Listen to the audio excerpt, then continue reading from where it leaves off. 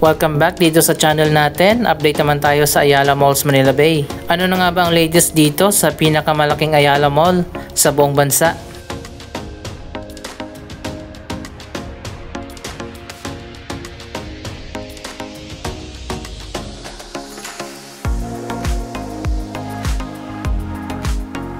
Hindi pa pala tapos yung bagong project na ginagawa dito, kung saan may bagong elevator na tinatayo dyan sa kabila at magkakaroon din ng escalator. Ang bagong elevator ay diretso na dyan sa taas sa rooftop sa Sun Garden.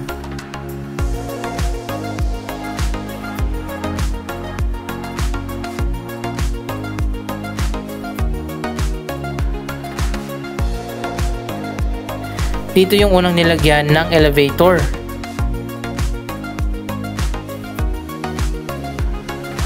Diretso na rin yan doon sa top floor. Malawak nga ang Central Plaza dito sa Ayala Malls Manila Bay. Ito ay may kabuuang lawak na 1 hectare na hinati sa dalawang park.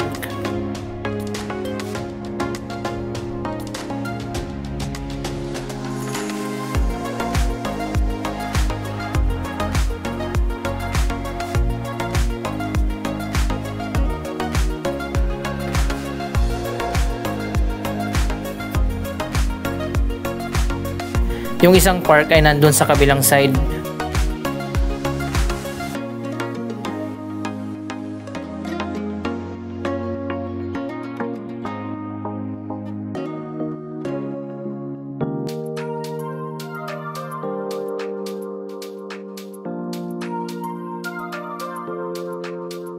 Andito na nga tayo sa taas ng mall. Dito pala sa side na to nilalagyan ng bagong elevator at escalator.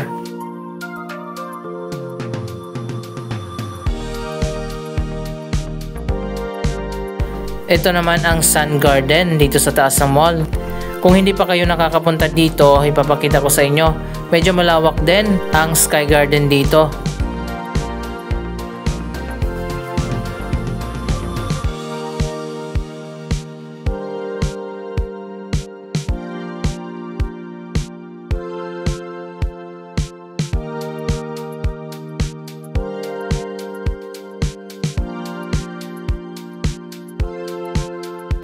Sobrang lawak nga ng Ayala Malls Manila Bay. Mas malawak pa ito sa Mall of Asia.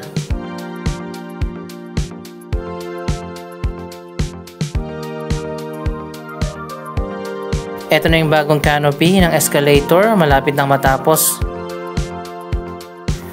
Konti lang siguro yung nakakaalam na meron palang Sky Garden dito sa taas ng Ayala Malls Manila Bay. Kaya naman hindi masyadong crowded dito sa taas. At ngayon nga ay magkakaroon na ng elevator at mas mabilis na makaakyat dito.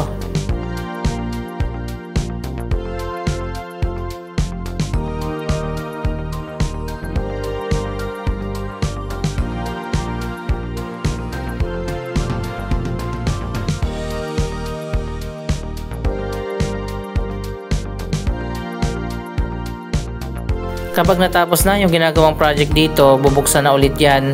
Ang walkway pala dito ay diretso dun sa kabila. May giant LED billboard din dito sa kabilang side ng plaza.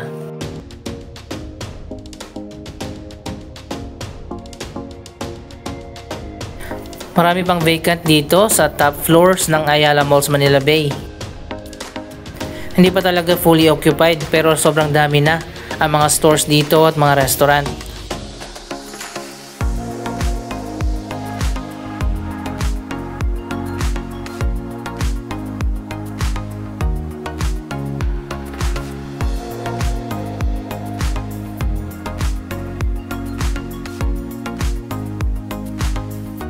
Andito na tayo sa atrium ng mall.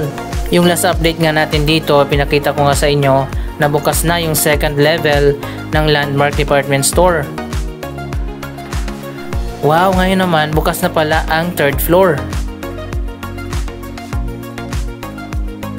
Dito naman ang children's area. At dito naman sa side na to yung mga gamit pambahay.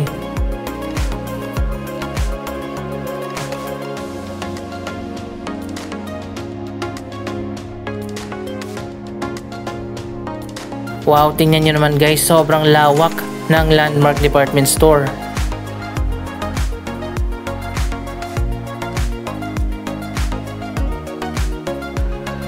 Una nang nagbukas ang supermarket, pati na ang food court.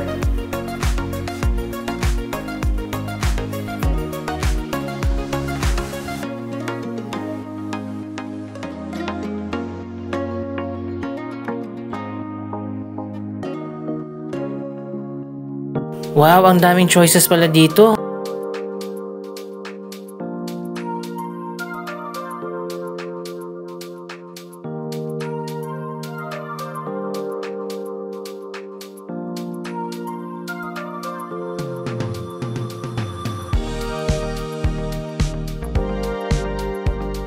Kung hindi ako nagkakamali, meron pa tong 4th at 5th level.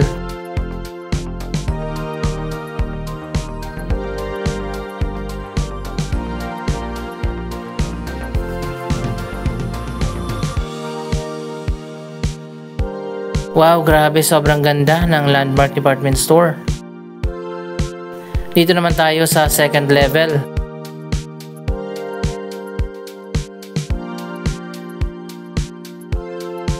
Dito naman sa buong floor na to ang ladies section. Lahat na klase ng mga damit na pambabae ay makikita natin dito.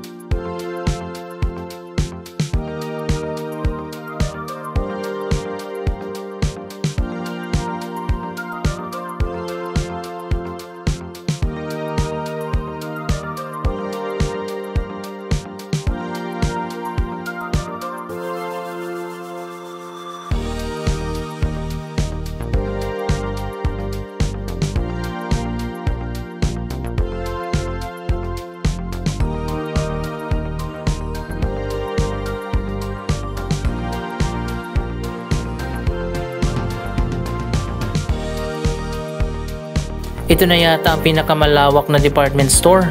Syempre kasama din ang mga shoes at bags.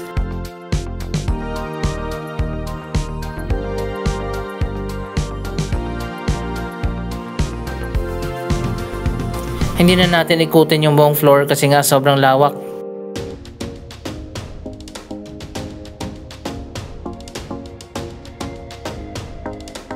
Ang ganda pa ng lighting dito. At bagong bago yung mga escalators. And guys, so may dalawang floor pa sa taas.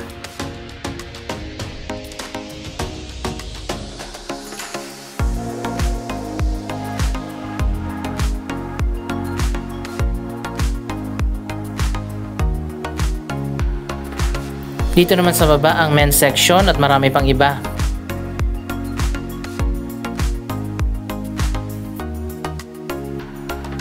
Dito pala ako nakabili ng bag, jacket at t-shirt nung last time na pumunta ako dito.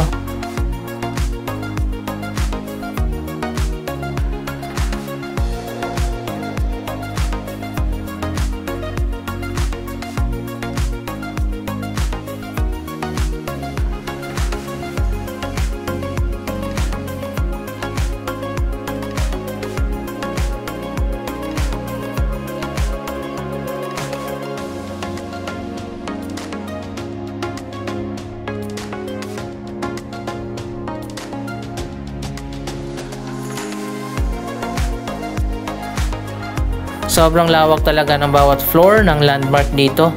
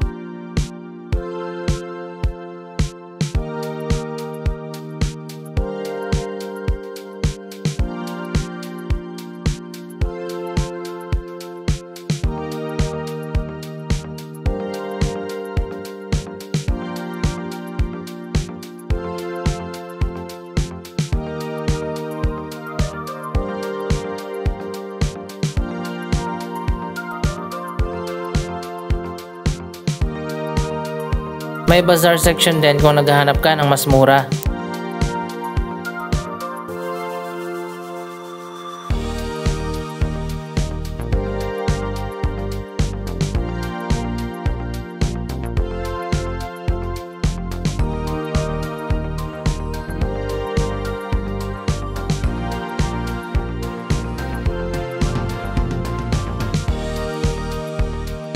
Marami ding entrance exit papasok dito sa department store.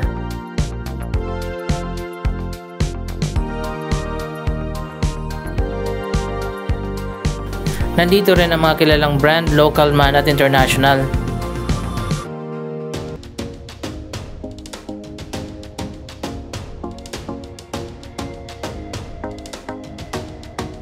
Sa lower ground floor naman makikita natin ang supermarket at food court. Wow, napakaganda pa naman ang food court dito.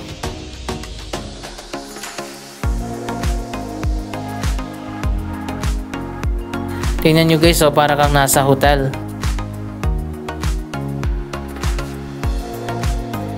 Mas nadagdagan pa ng mga bagong food outlets ang nagbukas na.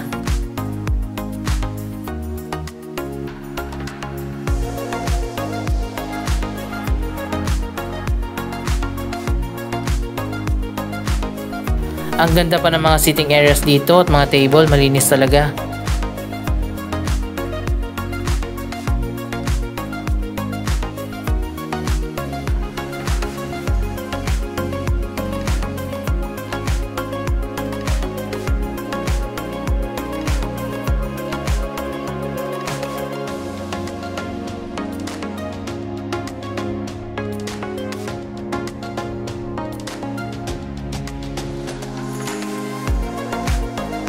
Dito sa side na to halos puno na ng mga bagong food outlets.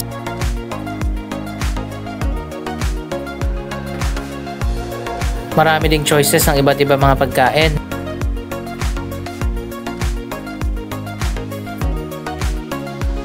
May mga crew din na maglilinis kaagad sa mga pinagkainan at hindi hinahayaan na nakatambak yung mga pagkain.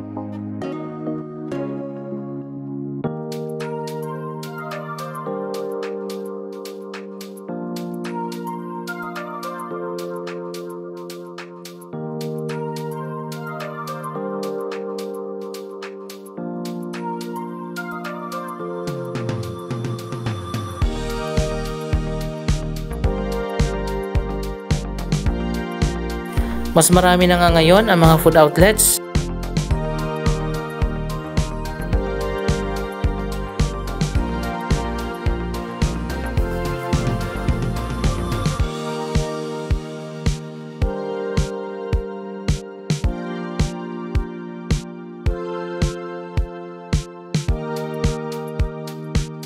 Dito na lang sa bandang dulo ang mga vacant pa.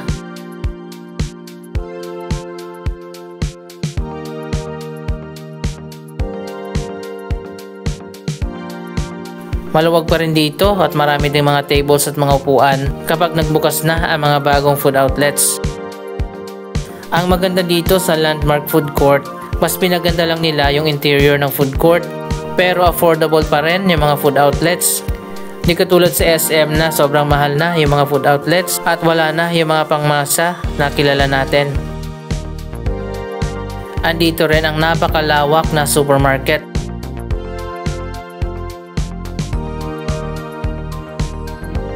Nasa 45 yata yung checkout counters dito. Napakaganda rin ang interior ng supermarket.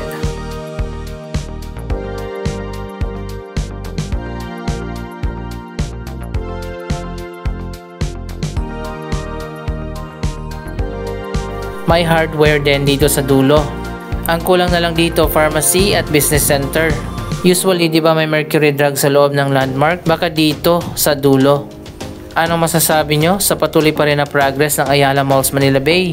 Mag-comment lamang din sa baba ng inyong mga reaksyon. Maraming salamat sa inyong panonood. Huwag kalimutan na mag-subscribe for more updates. Thank you for watching.